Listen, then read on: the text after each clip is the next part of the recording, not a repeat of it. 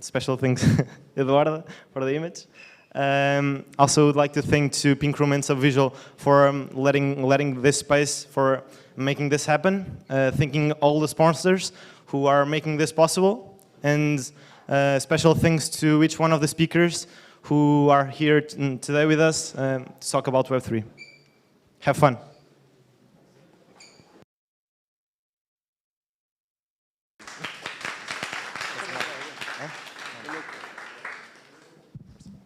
Thank you, Miguel. Thank you, Edu. So our first guest today, it's Pedro Cerdeira. A round of applause for Pedro, please. So, Pedro, you are a lecturer at Universidade Católica, or you were? You still are, right? Yeah, I still Is your mic working? It's on. Oh, now it is. It is? Yeah. All right, so you are an entrepreneur, mentor, business angel. You do a lot of stuff. You are into the Web3 space. You're going to talk a little bit about the past, what came before this, right? Yeah, that's the order. Thank you very much. Thank you.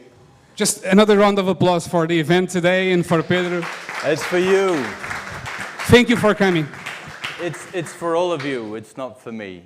So first of all, a big word of thank you for the organization and the sponsors, and to you especially, and the ones which are remote and which are watching us. It's a real pleasure to be here again in Coimbra. Every time I come, I never regret it. So you're all fantastic, and the vibe is really, really nice. When Mario asked me to come, he said, just talk to them about Web3.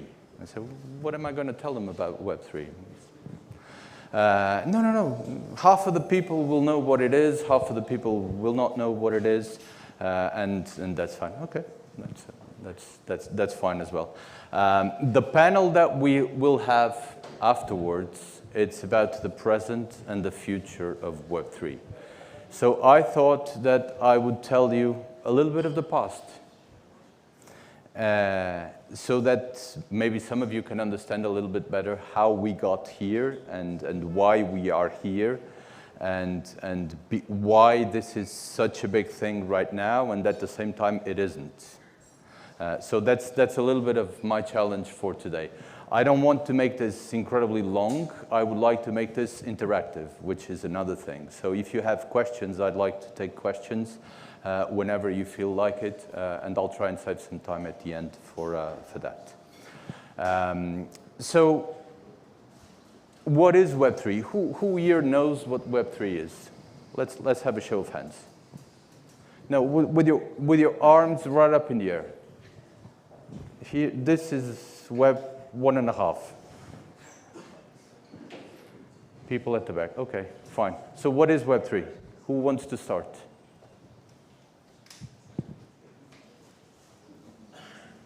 Come on. Let's get the thing rolling. I mean, one way, it's not the way to go. What is Web3?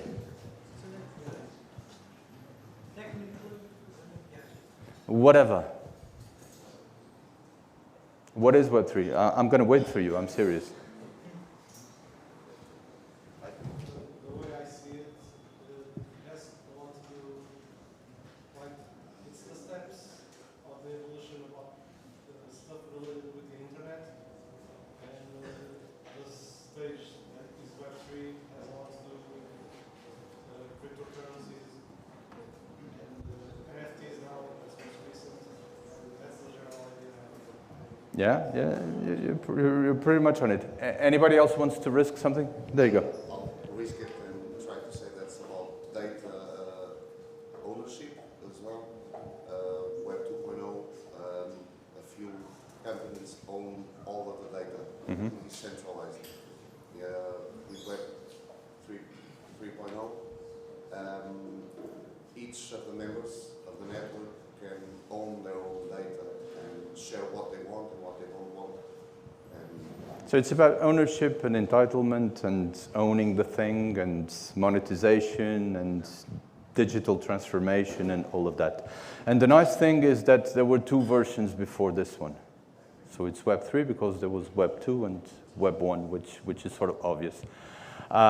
Some of you might not know what Web 1 sounded like. Has everybody ever heard the sound of Web 1?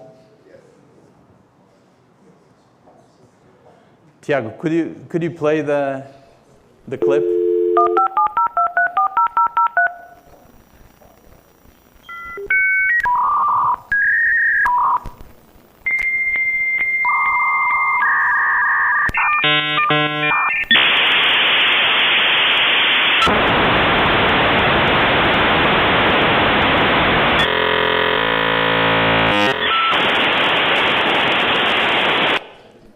And sometimes at the end it dropped. A lot in the beginning. So this was the modem, and not even a very fast one, because the faster ones, it sounded a little bit different. You would sort of learn how to distinguish it. This was the sound of Web 1. Okay, so Web 1 was pretty much some static thing. You would put up a website, a web page, or whatever. It was very static. It was what it was. I still remember once I got a phone call in the middle of the night, somebody telling me Coca-Cola has a website. It's beautiful. It's all red, and then it says Coca-Cola in white letters. So this was Web 1, mainly presence. Okay. Web 2 is a lot more, and I'm being very generalistic here, Web 2 is a lot more what you're used to. So it's basically walled gardens. You go into Facebook's internet. You go into whatever company's internet. You have a login, you have a password that allows you to get into that ecosystem, which is fully owned and fully exploited and explored by one entity typically, and there's not a lot of integrations going back and forth. I mean, if you wanted to go to Google, you would need to log into Google. If you wanted to go into something else, you would need to have a separate login and manage it separately, and the information on one side would not go to the other side, and all of that. So Web3 is a lot more about composability, about open source. It drinks and feeds a lot on what open source started to be in the very beginning. And it's a lot more collaborative in the way that people use other people's work in order to build something on top. So it's inclusive as well in that particular. So what I wanted to talk a little bit today is where we are, how we got here, and a few numbers. So growth of Web3 is simply incredible. I mean, I don't know to how far you have perception into this. Web 1 started very slowly. It started to grow. Web 2 grew even quicker. Now Web 3 is absolutely crazy. Okay? So if you go and take what is the growth rate, for example, for blockchain forecasted in between 2021 and 2026, we're talking about 5 billion in the beginning in 2021, going up all the way into almost 70 billion.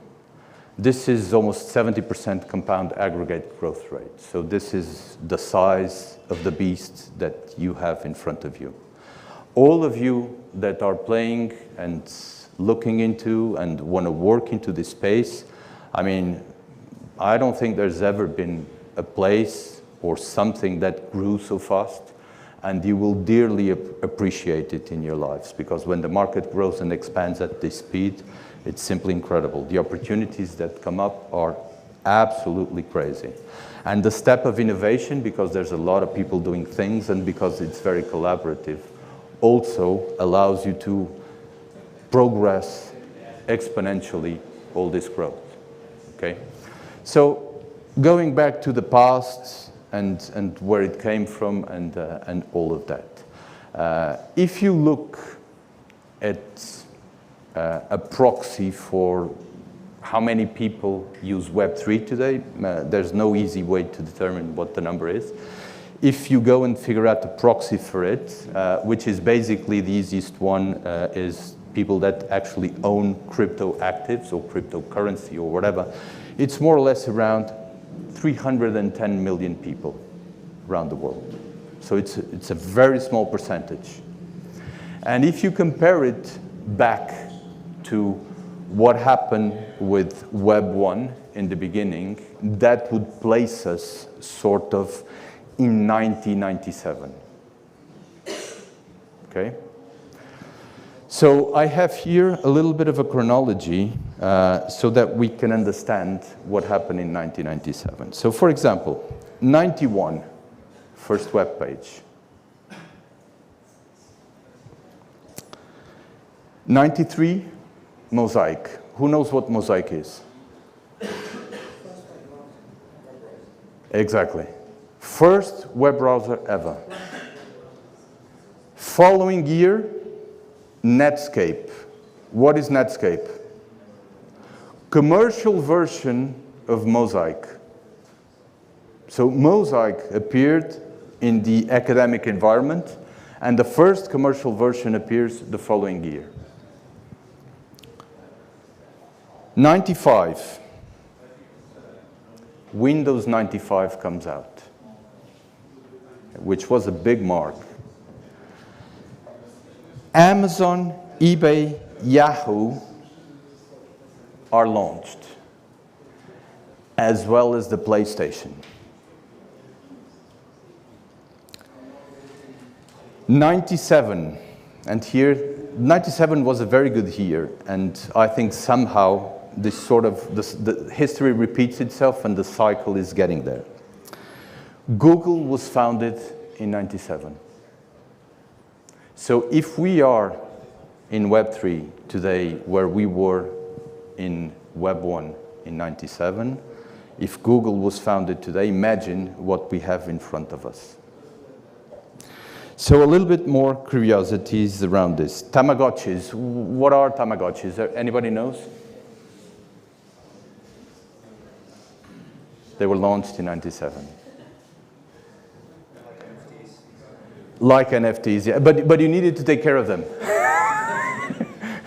So if you didn't want a pet, there's your electronic pet. Palm Pilots. Who knows what a Palm Pilot is? It was a PDA, a personal digital assistant. I still have one, so it was something like sort of the size of a phone. You would have a pen and you would write on it.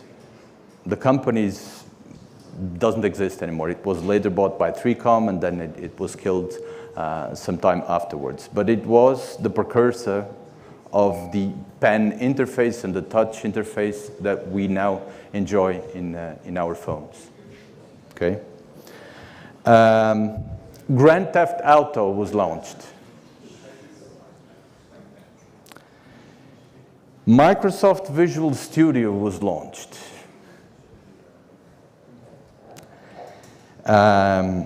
IBM Deep Blue defeated Garry Kasparov in a chess game for the first time. So maybe we can look back and say that was Judgment Day when artificial intelligence actually started to gain some ascendant over mankind. And Windows 98 was launched the year after in 1998. So this is where we are, and I mean, every time I start to look at this and make these parallels, and I go like, ooh, what's coming tomorrow is even better than what it was up until this point. There is, however, a couple of things which are very similar and that I would like to bring to the table. First one, attitude. I mean, there's still a lot of people that question, what is Web3? What is Web3 good for? What does it do? Why do we need it? It was exactly the same thing back then. Exactly the same thing. Why would we need internet? We're so happy living as we are. Why do we need it? And then at the end of the day, it ended up transforming the way that all we live, and we're here now because that happened in the past. There's an interesting thing in terms of digital transformation. So whenever you start playing with digital things or entities in the digital world, you don't have to touch them and to move them. So there's no logistics anymore. Okay? So what it means, for example, is that you can brute force your way into a lot of things. I'll give you an easy to follow example. if you're delivering a box physically, you need the correct address. Otherwise, you'll have to knock on every door to make sure that the person that's on the other side of the door is the person to whom the parcel was destined to. Once you move this into the digital world, you can brute force this. I mean, it doesn't matter if your address, if you have the complete address or the exact address or whatever it is. I want this package delivered to Mr. X in Coimbra, and you can have an algorithm knocking on every door in Coimbra, and it's, as long as computing power is cheap, you should be fine. And this is the power of digital transformation. Once you start playing with things in the digital world and you bring computers into this, there's nothing that you can't do. I mean, it wasn't practical, it wasn't fast enough, it wasn't whatever in the real life because you needed to touch things. Right now, have the computer do it. If it's cheap enough, done. That's it. So there's also the opposing attitude that we see today, for example, in terms of maximalists. Internet is all that we need. No, it's not. Web3 is not all that we need. I mean, there's other stuff in life as well.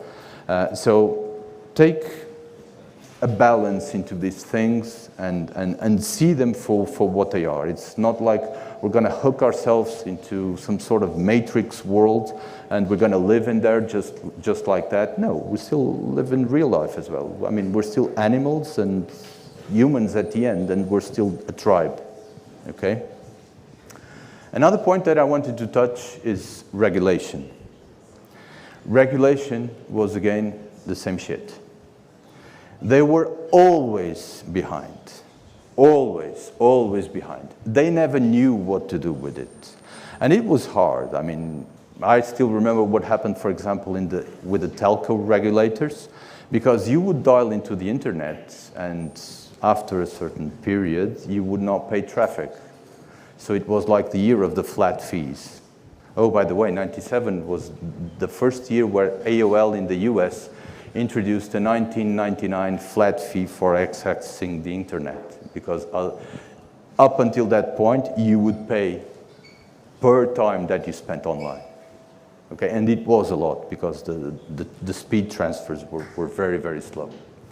So the regulators was again the same thing. I mean, the telcos had the monopoly of what was going on, and they did not want people just to get on the internet and do voice calls after some time, if you still remember what happened with Skype.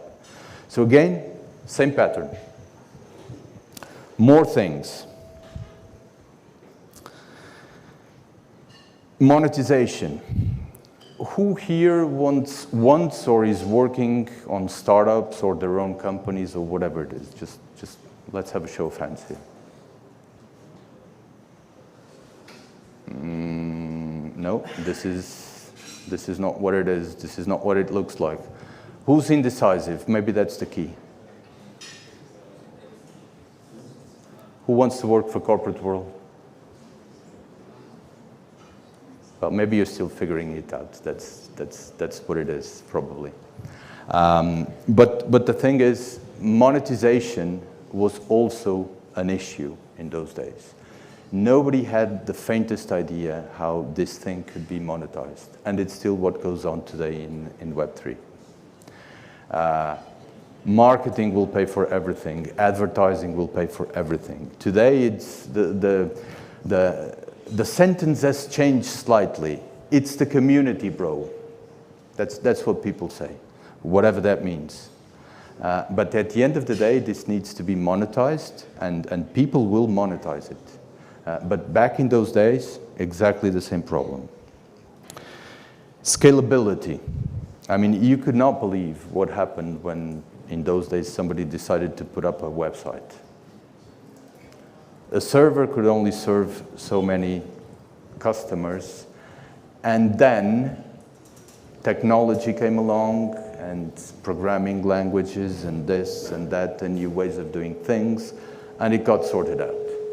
Which is probably what's, I don't want any feedback loops here, which is probably what's going to happen with Web3 as well, and all these conversations that people get involved in. This is not scalable, this is not fast enough, this is not this is not that.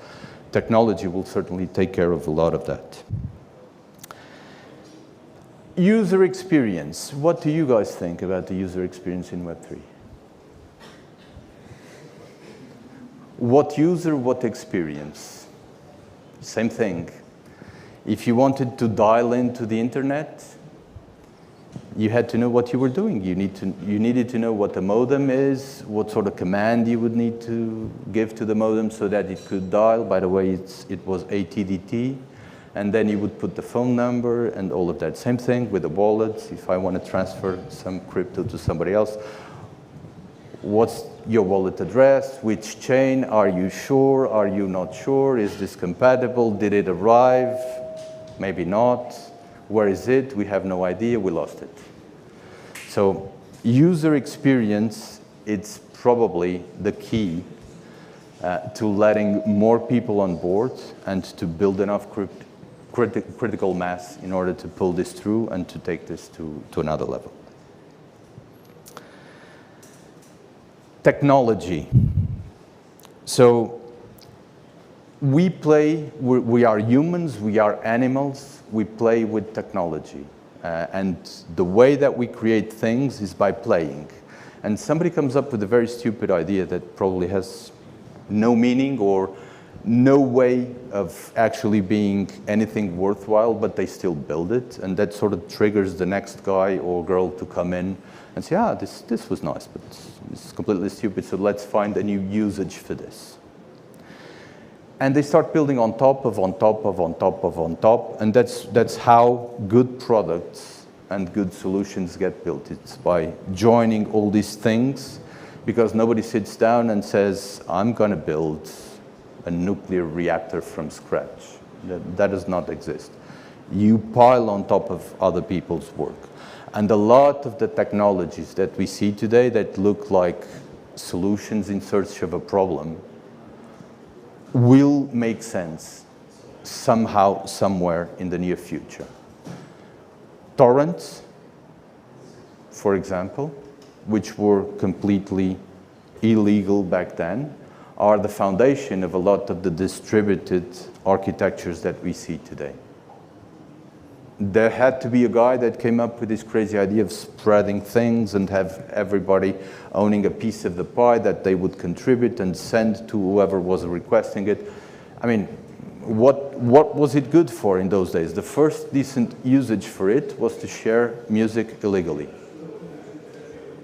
And today, without it, I mean, we would not know this world for sure. And this has implications in terms of business models. And if you look back, for example, and piling on top of the same example, the music industry right in the beginning was extremely scared about torrents. They felt threatened like crazy because of this. They did not want it until somebody came along and actually found a way to monetize it, and then it was not the CD or the DVD anymore. It was, I'm buying the track that I want for 99 cents. And by the way, we can make a ton of money out of this, and we can still pay the artists, we can still pay the industry, we can still pay everybody that was on that value chain. So these types of things, sometimes it's not evident how it's going to affect tomorrow, but without building on top and without what was before, nothing will happen. And there's a ton of technologies today that we look at it and say, what is this for? Well, somebody will figure it out one way or another. But when they do, this has consequences in terms of business models. And that's why there is such a revolution that's coming. Questions? If there are any. So, questions to Pedro? No questions? Go ahead. What's like a project that you think that that Web.3? Sorry, can you repeat? Yeah, give me the mic. Well, If there is any specific project that you think that Web3 is gonna offer like a new solution or approach, like totally different from Web2, and what area besides crypto and Crypto for obvious reasons. I mean, the friction that you bump into when you try to send money to somebody else, it's completely unjustified. And one of the things that ends up happening is that when you put new technology into this, so the world is a very organized place, okay? In the sense that it starts, business ends up driving it. Money is the vehicle that allows the transfer of value between the various actors in the value chain. And it very quickly organizes because we are very good at understanding what we can do and what sort of small role we can take to take advantage of this bigger value chain. And for me, I would like to do this and you would like to do that, whatever. But we organize ourselves very quickly into a value chain. And when you bring new technology into these things, you break it and you take it apart. It's this disintermediation that's happening in real time. That's why the financial system is so fired up about all these things about crypto, because they're seeing that there's people coming in and eating their lunch.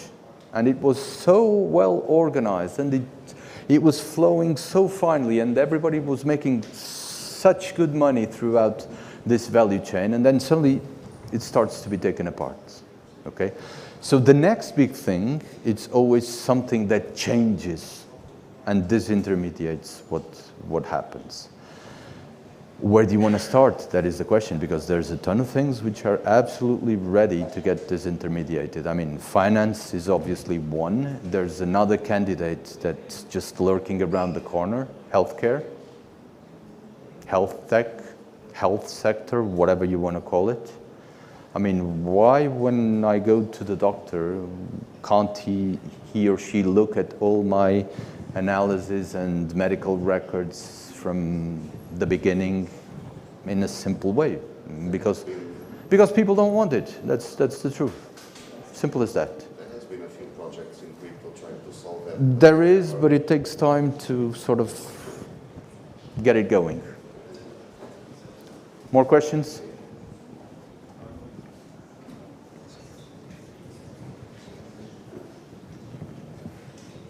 We'll also have time afterwards for a couple of questions after the next session. So if that's it, I would ask a huge round of applause for Pedro.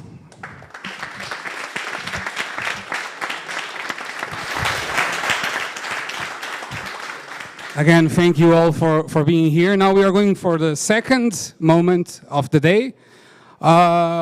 Which will be a round table, not with an actual round table, but just a discussion. I will announce just that we have a couple of seats here, so it's like bidding. Who wants this place?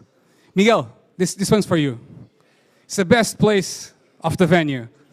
Like, yeah, it's one of the best places of the venue. I'm not sure if it's the best one, probably the best one, it's that one. Right, so Pedro is our first guest for the round table. So another round of applause for Pedro. It's too much. I'm not going to ask another round of applause for you. I won't ask more applauses for you. All right, so the second guest I'll call Yulian. A huge round of applause for Yulian. Yulian is... Am I pronouncing it correctly? You can sit here and I'll give you my microphone afterwards. Because I won't talk much, it's mainly for you. And we only have 3 microphones. So you're a COO at Aurora, a spin-off from Near, right? You'll have more time to talk to us about it afterwards. I also call Pedro Oliveira from Talent Protocol. A round of applause for Pedro. He's probably on the balcony. Someone call Pedro. From Talent Protocol and DeNites. So we'll also talk a little bit of what DeNites is all about. And finally, Roberto Machado, CEO, and a round of applause, of course, yeah. CEO and founder of Subvisual. He has founded a lot of different companies, some of them in the Web3 space, and he'll talk to us a little bit about it. Please have a seat. Yeah. Guys, I think we have more seats here in the front now. Miguel, I'm not seeing you seated yet. All right, Nuno, this one is for you. I've said it. So we'll try to do this again afterwards. All right, thank you very much for being here today. It's great to have you with us. I hope you are enjoying it. This is the first time we are having an event in our office. In the Subvisual Pink Room office in Coimbra, we have a lot of different companies here, like FrameDrop, Avenue.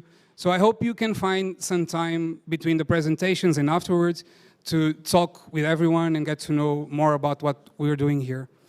Now, to kick off the conversation, I will basically ask you, what is Web3 for you? So this is like a moment that we can define Web3 and give some examples of projects that are working in the area. And I'll start with Yulian. I actually wanted to listen for someone else first, but... It was a sneaky attack.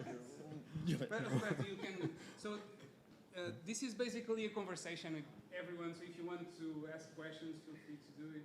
And we can start with Roberto, which will give like a kickoff to... It's okay, I'll start, yeah? but I'll be brief so they can talk more. Go ahead. So for me, Web3, closer, good. Can you Everyone listen can hear. down there? More? No? More? This way? Cool, okay.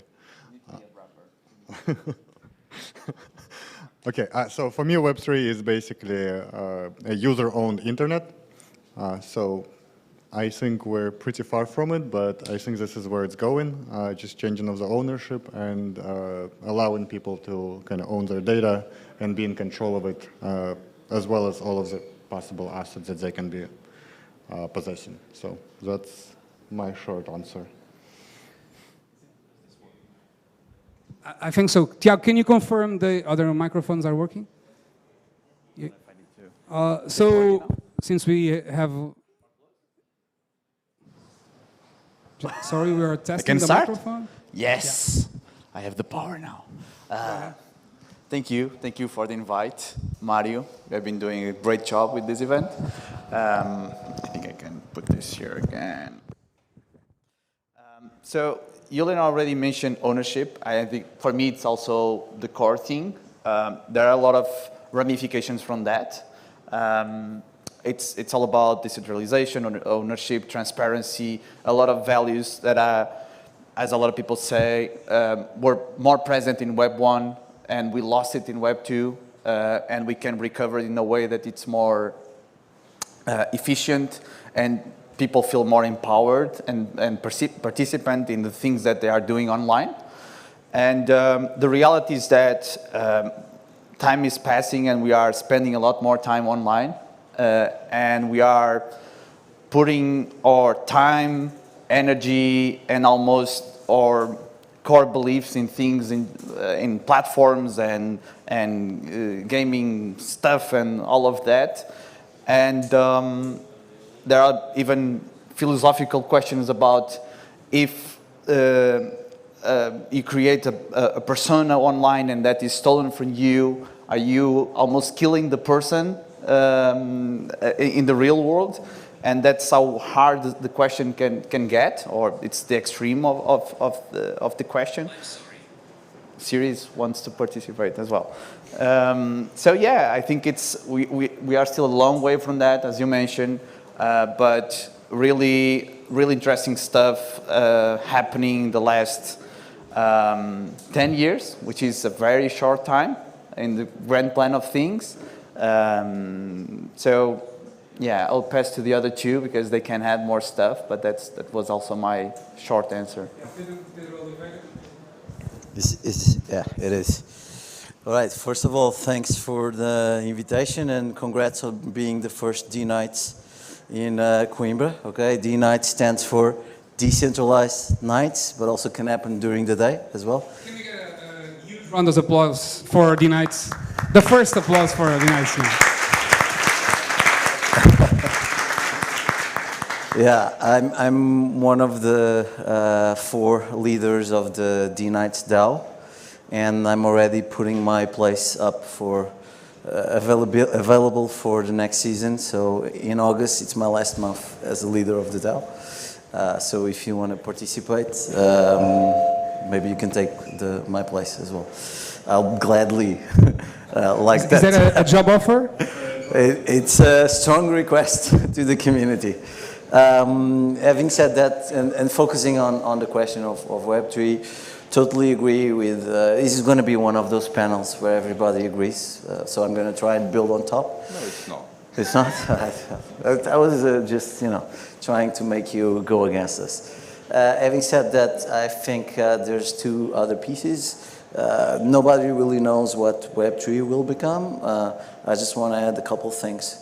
Number 1 is, besides ownership, transparency, all of those things, I think a new breed of economy that is built on top of those things, but it's also more flexible. It's more decentralized, and it's more essential.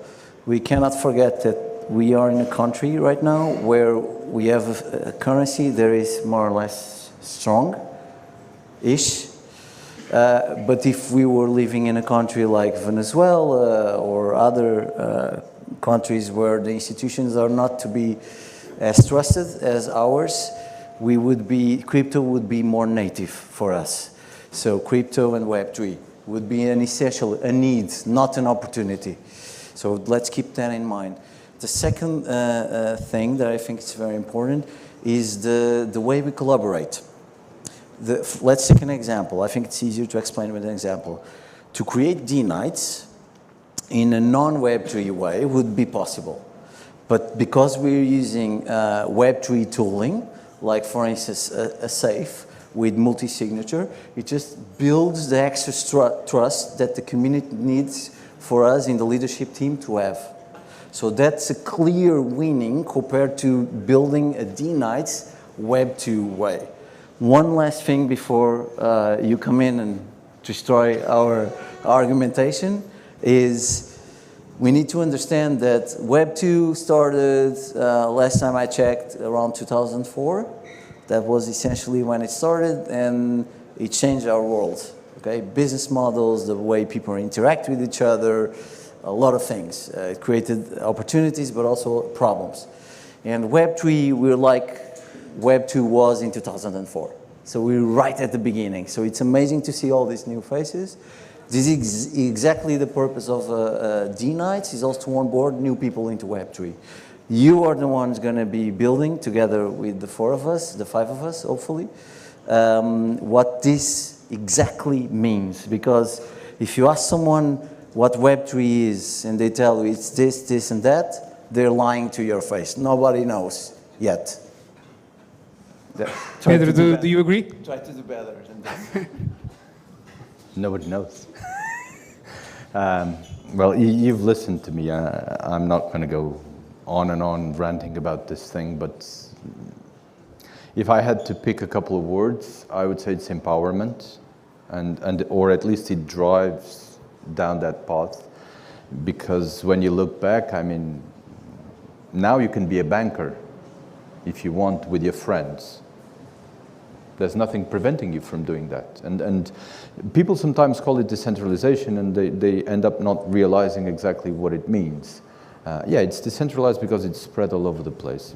Okay, fine, but what is decentralized all over the place? So it's the empowerment. If I decide to be a banker, I can get together a bunch of people and I can be a banker.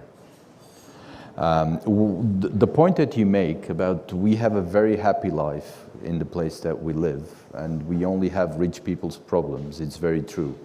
Try to speak to somebody in Venezuela or Argentina or whatever, or somebody who needs to send money to their family back home, and you go into a place that does money remittance and you need to pay 20% commission in order to get money to the other side of the world, and then you'll start looking at how well and how good this whole thing about crypto is sounding to you.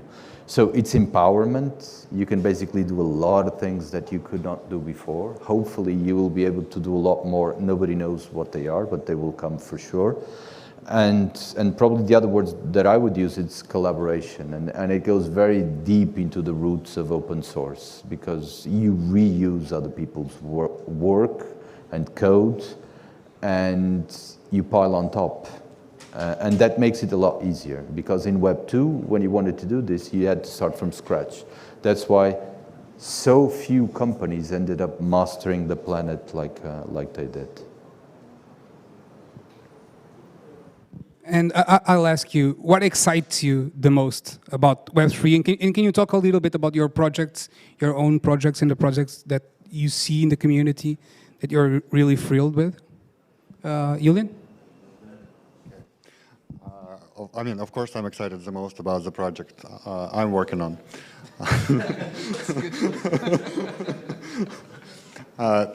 Well, I'll tell you a little bit about sort of Near ecosystem and Aurora in particular. So at Aurora and Near, like in general, we've been always focusing on user experience.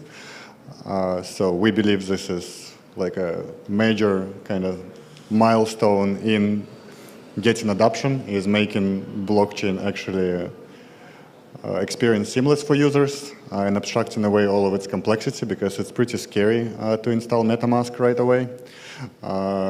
So we're basically working towards changing that.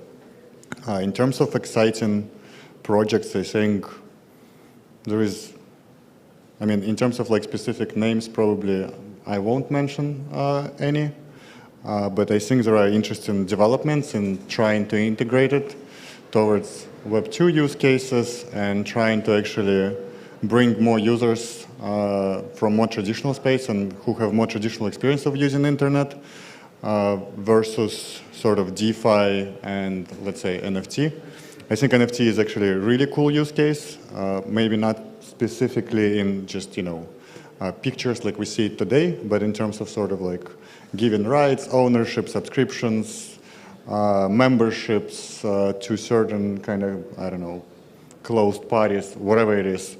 I think that's a pretty interesting use case that will be evolving, and it feels like it's more kind of comprehensible to today's users of the internet. So I would say, yeah, that's kind of excites me, like just finding ways to bring more people to use blockchain without knowing that they use blockchain. Like nobody knows today if they use any type of infrastructure like AWS or Google Cloud. I think this is working. I'm also very excited for Near and Aurora, and specifically Sweatcoin, because I'm an investor, so that goes well. I think what you mentioned about user experience is really important, and Near is it's a good case because really focus on that, and it's something that we need to focus for the next years. And being a builder in this space for a few years, I think it's 8, so it's a lot. Utrust was created when? 2017, but the first product that we built in blockchain, and actually one of the developers is there, was started in 2012. So that was a long time ago. DOGs. Yeah, you could call it that. So, but the user experience or accessibility, and of course, a lot of people talk about adoption, is one of the things that excites me more, and there are a lot of ways to talk about it. Can be on the technical level, can also be on the use cases and things that you can build that are practical and useful and solve problems, and not just sugar on top of sugar and nothing comes out of that. So I think that's super interesting. I'm going to talk about another project that I really like, which is Talent Protocol. I'm kidding. You can do that. But Subvisual is also an investor, so I hope that goes well. But another one is actually a couple of guys that I met in the beginning of the year that are 2 Americans trying to buy a football club, decentralize it, tokenize it, and give it to their members and allow ownership, participation in the decision-making process and all of that. And that serves a lot of purposes. One is a nice social experiment to see what humans can do. Secondly, it can onboard a lot of people into this space through that, because people are passionate about it. They can make an extra effort to participate in it. And secondly, could solve a huge problem around something that I love, which is football, which is transparency. So I think it's just a funny experiment or a funny case that I like to mention, because it's different from a lot of complex things, and it's more practical and more people can relate to it, but it's a good one. And with that, I pass the ball. I'm super excited about near as well. The future is near. They love to say the future is near. I love that they love to say that. And I'm excited about ownership, and especially when it comes to careers and people. I don't believe in employees and employers. I believe in talent. I would love to see an economy where the firms don't matter anymore. What matters is the economy of labor and co-creation that we build between us. Oh, I said it really well this time. Awesome. That's what we're trying to do at Talent Protocol, by the way. So if you go on talentprotocol.com, you can launch your Web3 profile. It's interoperable, it's yours, it's your data, it's your private keys. It's actually the other way around. And it's your career metadata. And not only do I believe that, but I do believe that we can do this in a collective manner. So for this guy to be successful in his path, we can all be part of that, but also help you succeed. And by doing that, we're also helping each other. This sounds very futuristic, but I think that through a token economy, regardless if it's NFTs or social tokens, it doesn't matter, we can do that. We're testing this out with our community, building in public, open source, on our way to decentralization. Together with our community, we're trying to build this. Let's see if we can make it. Pedro? I'm excited about everything, not just near, but just about everything. So I guess I'll take on. There's a friend of mine whose father was OCC as in obsessive compulsive, and he could not go into the supermarket because he would start reorganizing all the shelves that he would see. And they had to take him out of there, and it was crazy. He could not go. It was so within himself that the minute he went there, he said, this is not ordered like it should be, and he would start putting it all together. So that's a little bit how I feel in this space. It's like, there's so much to do, and there's nobody doing this and doing that, and what about this, and what about that? So this is the feeling that I have on top of this. In terms of the projects, I mean, I also run a consulting company which is taking corporates into Web3 or Web3 into corporates, whichever way you want to look at it, which, to be honest with you, is where I think the next big unlock is going to come, is when these things become mainstream and you need to have integration and all of that. I also invest in the space, and as I didn't have enough on my plate already, I had a crazy idea a couple of months ago to put together a Web3 coding academy. And I want to do a plug. This is a shameless plug. Can I do it? For sure. You did it already. But I asked. So it's Web3 grads, and the people that made possible Cohort 0, which by the way is finishing tomorrow, are here, so I would like to give a big round of applause to them. It's Simão, it's Francisco, it's Edu, it's Santana, and it's Vasco.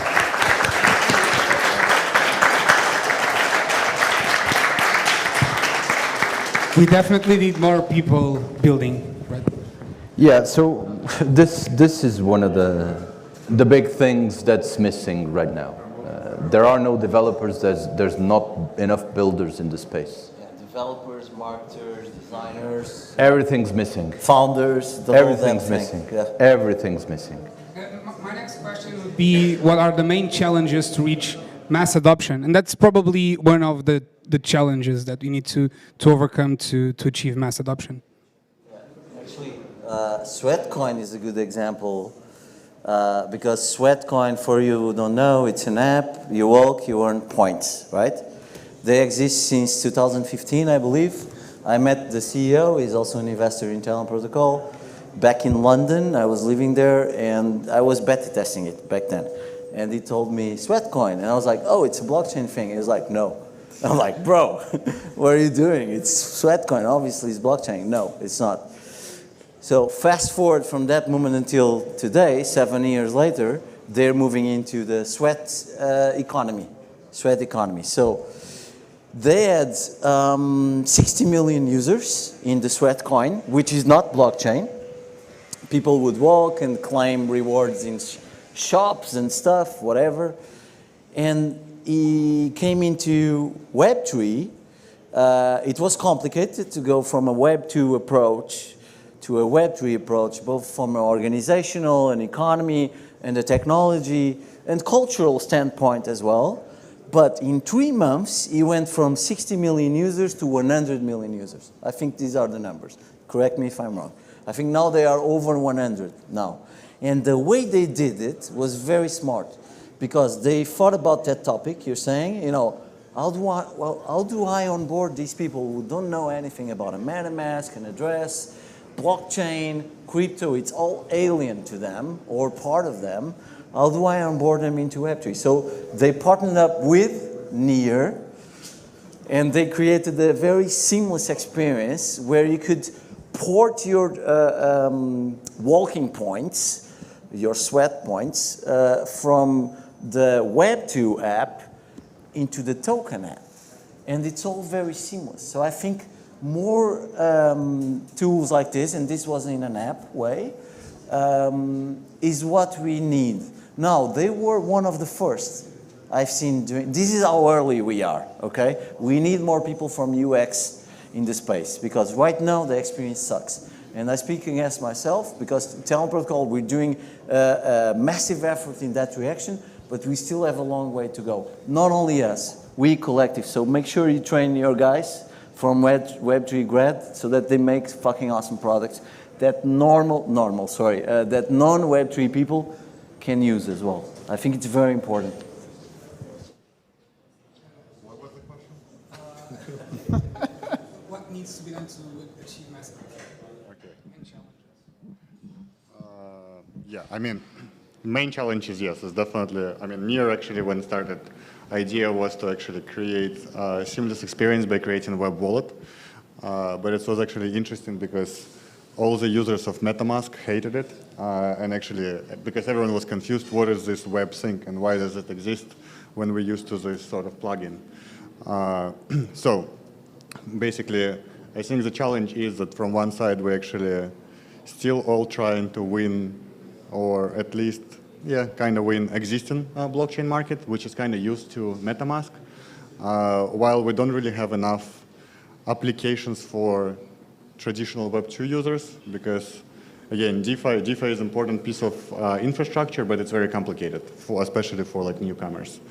So I think we should be moving more towards things where blockchain is just used more like infrastructure, so users can have experience, can have something at Near, we called it progressive security, where you start with basically not really having, like you are interacting with a blockchain, but you don't even really know about it. You're receiving some assets, let's say, through the game. And then later on, once you have enough assets that you kind of care about, and you're like, okay, maybe I should learn what this Web3 thing is and create my own wallet and kind of go through this whole experience. So yeah, I think it's not enough applications, and I think this is what we need to focus, is bringing in applications that users can use. And maybe it is, like, I don't know, maybe closing NFTs, designs, like artists, sort of trying to get more of this. And yeah, this would be probably a good start. Yeah, I think a good way to start is to solve real problems, which sometimes we fail to do in Web3. There is a lot of products that still are looking for the right problem to solve. On another layer, we need mobile. So wink wink, guy that has a mobile development company. We can try to talk to the pink room people and see if they have. I think mobile is a huge unlocker, and you can see it's impossible to have the numbers that Sweatcoin has, for example, if it wasn't mobile. Mobile is what we use every day. So mobile is really important, but I think we still don't have all the pieces together to solve that layer, but it's really important. And yeah, I think in a nutshell, it could be that. And go ahead. It's the user experience at the end of the day, or the user journey. I mean, are you solving a problem or aren't you solving a problem? If you are, you're fine. If you aren't, you're not. It's just a fashion or a fad or whatever, it's going to go away.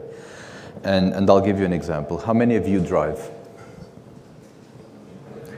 How many of you know how an internal combustion engine works? Okay. Do you need to know how it works in order to drive it? Who cares? Do you solve a problem to get people from point A to point B, maybe in a fun way? You do. Fine. That's it. Don't get worked up with the rest. So if you solve a real problem and if the experience is not bad, it will work eventually. But if you were looking to disagree, first, if you have any questions, anyone has any questions? Feel free to shoot. I was going to find things for us to disagree, but... So my question is regarding the Web3 projects we have nowadays.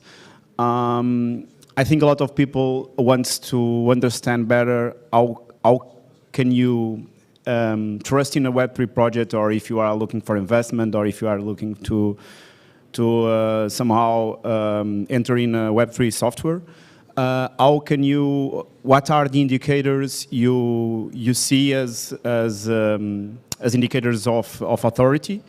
I mean, even in Web 2, we have this problem. Sometimes we are doing a payment, we are enrolling or signing in a platform, and we don't know who owns our data. Of course, Web 3 solves a lot of these problems.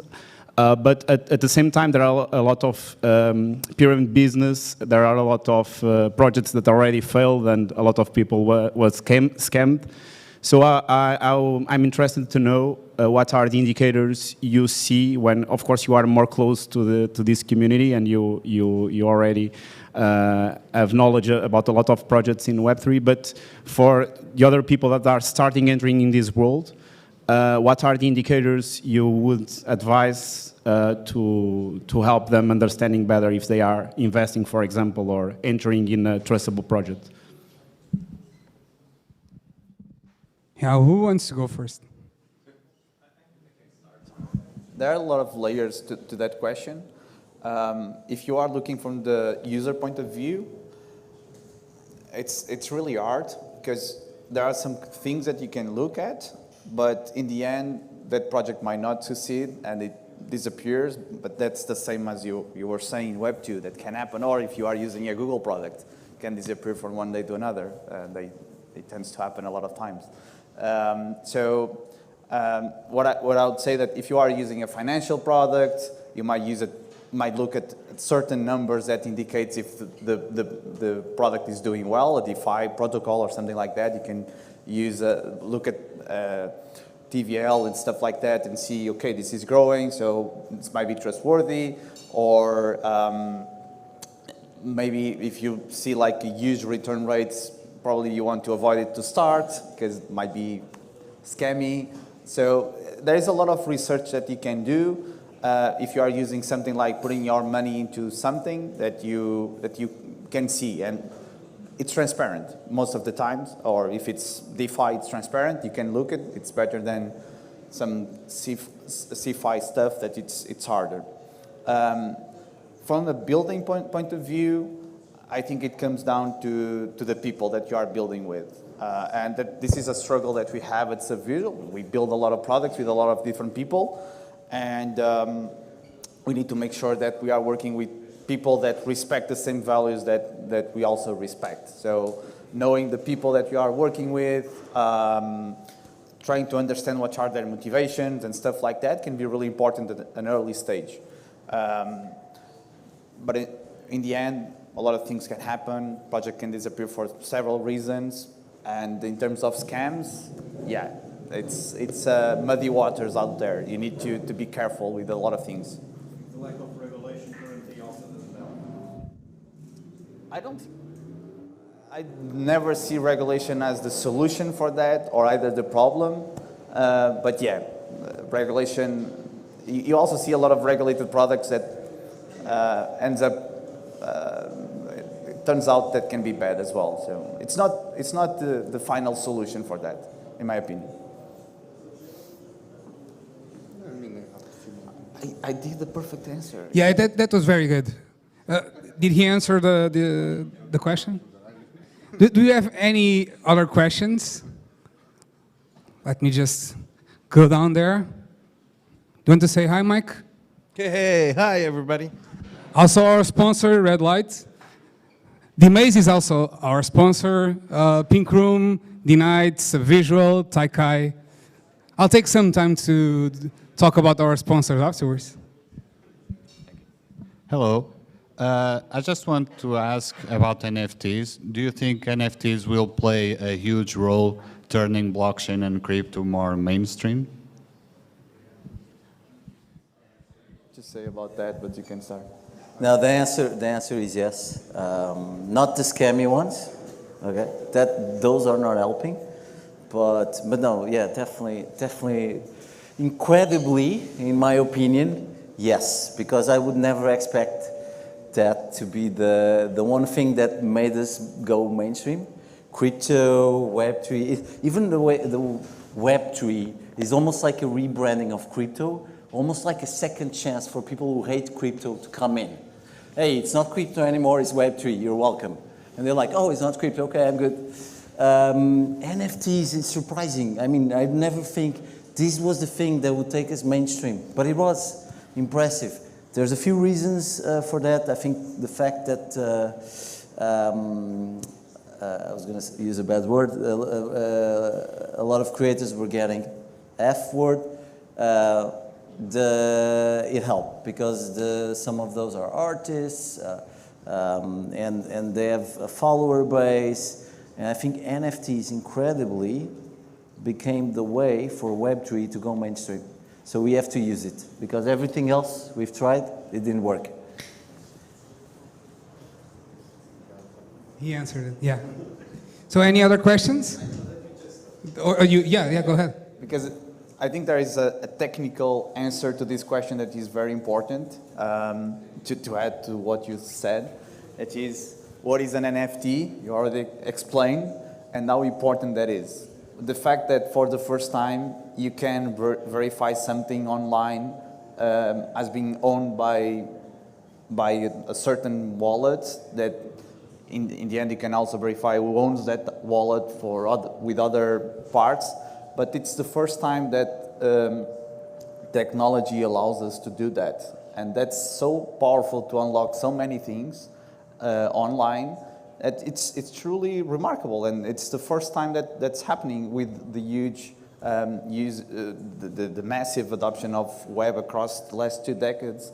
With that on top, can mean a lot of new, or open a lot of avenues and mean a lot of new things. And that's why I believe that NFTs can be really crucial for the next 10 years and for mass adoption as well.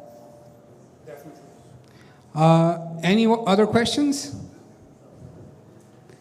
All right, so I have one final question for the night, which is for those that are curious and came here today, didn't know much about Web3, what can they do to learn more and to get their hands dirty in the blockchain world and start building? Friend. I'll say it again, Google's your friend. No, I'm serious. I mean, Google it. There's nothing that can't be learned out there. What there isn't is will to learn. I mean, you can get on YouTube and you can learn practically everything in the world. Everything. I just want to disagree with the sentence, Google is your friend. Well, isolated, but just... Curiosity is your friend. Let me put it like that. Curiosity is your friend. To give some more concrete, to make your life easier, you have Web3 Grad. It's a great way to cohort base, so it's going to take some of your time. We have Protocol Labs Launchpad. It's also very interesting. You have SuperDAO Bootcamp. Very interesting as well, with the more DAO understanding. There's for the ladies in the room, there's Boys Crypto Club. It doesn't look like it, but it's a women in Web3. Very cool community, and their podcast is super good. And they have a learn component, is amazing. You should also use tooling, like you should register on Talent Protocol. You should check out Near. Because it's the future, you should build a wallet there and try different things as well. So it's mostly like trying, but also learning at the same time. Yes, YouTube, TikTok, Google is not your friend, but can help. Definitely, I just dropped a bunch of names. Maybe in the video we can put the links for you guys. Don't ask me after this because I'm going to be tired. I just want to drink a beer. Yeah, that's it. If we're going to be wasted. I want to add another thing. Go ahead, please.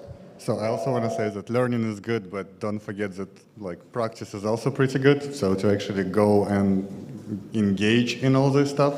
And I think there are lots of communities, and you can go to forums and identify lots of opportunities where you can add value. Maybe, it's not going to be a lot of value right away if you're just entering the space, but it is value, and I think this is the best way to grow and learn, because there is still, no really kind of institution to teach you crypto. It's evolving. We're all learning on the go. So just, join and contribute. The only thing that I wanted to say is, do it, but please do not lose your ability to reason and to think for yourself. The amount of crap that's out there, it's absolutely crazy. I mean, if you just absorb it, you're done. Please go look at it, think about it. Is this true? Is this not true? Do I agree? Don't I agree? Whatever it is, do not lose your ability to learn, and then take action on top of it.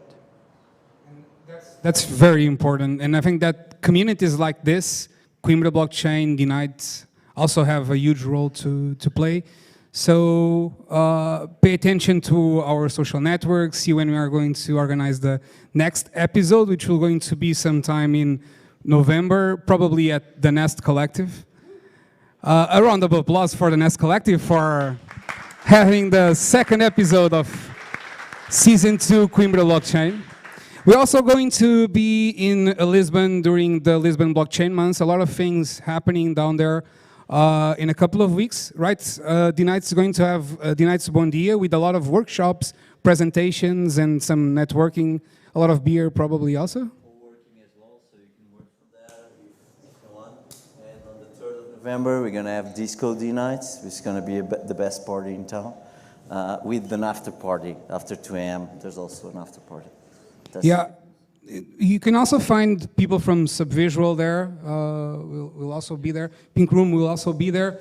I'm not sure if Near is organizing something. Probably also. You had the summit, the Near. How is it called?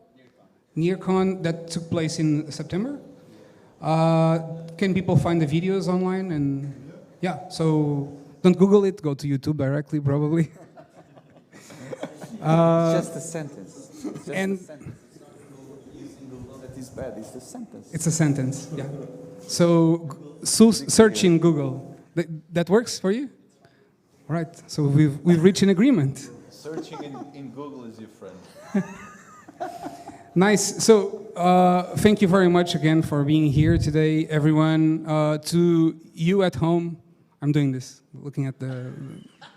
For you at home, thank you very much for being with us this afternoon. You won't get the beer, so I'm not sure if we'll get the beer also, because I think that something happened to the beer tap. We're making the most to have the beer as soon as possible, but the night will go on, the nights will continue, we'll have some DJ outside, some of you will be a DJ, you don't know yet, but you will. And enjoy the party, and make the most of the networking, talk to Roberto, Yulian, Pedro Oliveira and Pedro Cerdeira. They'll give you a lot of advice. It's not Pedro Oliveira, you told them not to talk to you, so don't talk to Pedro. But you can talk to me also. I guess that Edu and everyone from Coimbra.Blockchain will be here to help you and get more information. Again, thank you very much for being here today. Have fun.